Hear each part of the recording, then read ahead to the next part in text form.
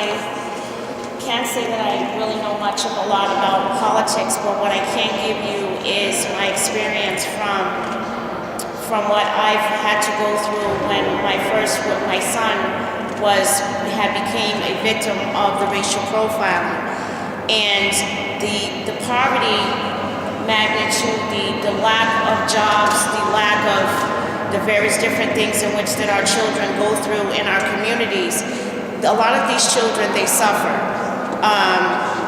Be it the fathers have been incarcerated for various different things in which that gives them records, and then they come out, they haven't been rehabilitated, they'll have these felonies in which that they come out and now they can't get these jobs to provide for their families.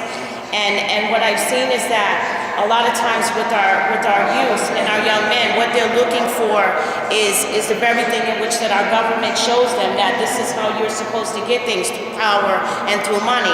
And so when what these children do is that, to me, they emulate the various different things in which that they see.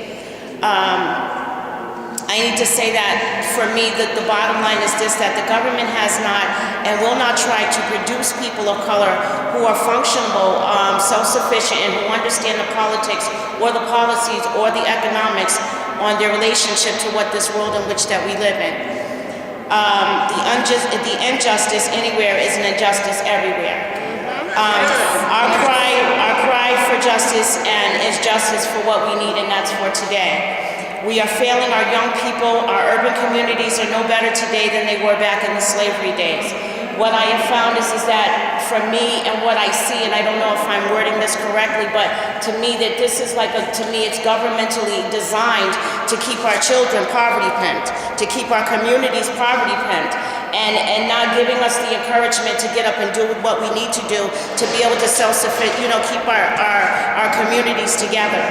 The issues are not that it is the rules of the game that needs to be changed.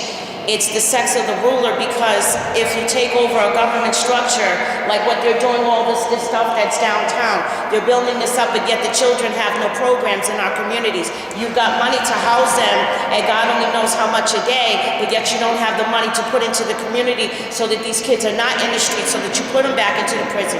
So to me, I think that this is a systematically designed way to keep them in slavery, and what they're saying is that we're no longer slaving them, they're slaving themselves, but yet you got a liquor store on every corner. Yes. You know, you've got people that are laying out there in the streets. They don't even clean the streets. I don't even see where Providence has a public speaking forum like Cranston or Johnston, where these people can go out and talk about their concerns of the community outside. How many people do you see of our community that are out here? Why? Because they don't know. Why? Because they don't have a place. Why? Because they feel like they don't have hope. So with that being said, I think a lot of things in which that your politics, I don't know much about them, but I know one thing: if I don't know nothing else, they need to change. Thank you. Thank you.